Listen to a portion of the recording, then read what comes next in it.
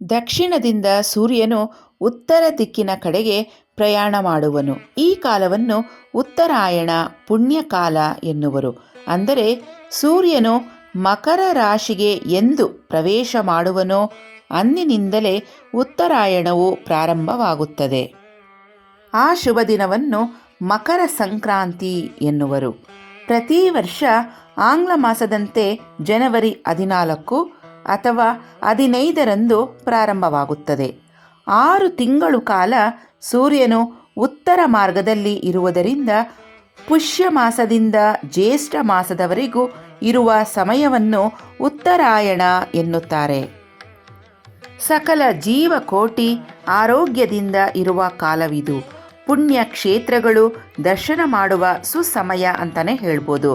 ದಕ್ಷಿಣಾಯಣವು ಮಂಜಿನ ಮಳೆಗಳಿಂದ ಕೂಡಿದ್ದು ಹಿಮಾಲಯದ ಪರ್ವತ ಪ್ರಾಂತಗಳನ್ನು ಸಂದರ್ಶಿಸುವುದು ಕಷ್ಟಕರವಾಗಿರುತ್ತದೆ.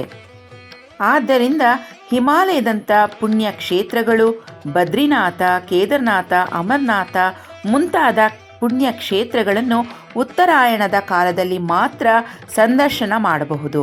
ಆಗ ಮಾತ್ರ ದೇವಸ್ಥಾನದ ಬಾಗಿಲು ತೆರೆದಿರುತ್ತೆ.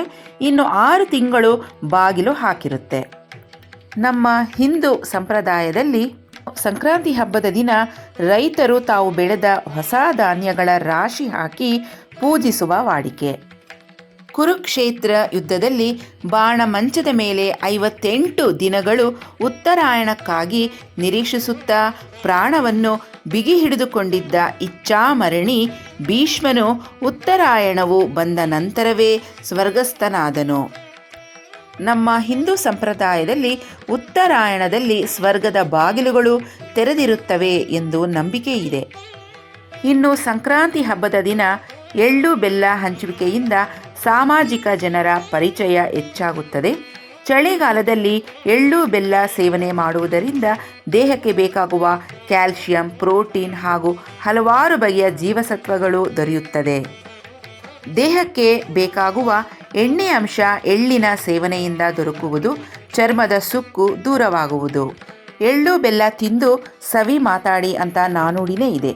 ನಿಮ್ಮೆಲ್ಲರಿಗೂ ಮಕರ ಸಂಕ್ರಾಂತಿ ಹಬ್ಬದ ಹಾರ್ದಿಕ ಶುಭಾಶಯಗಳು.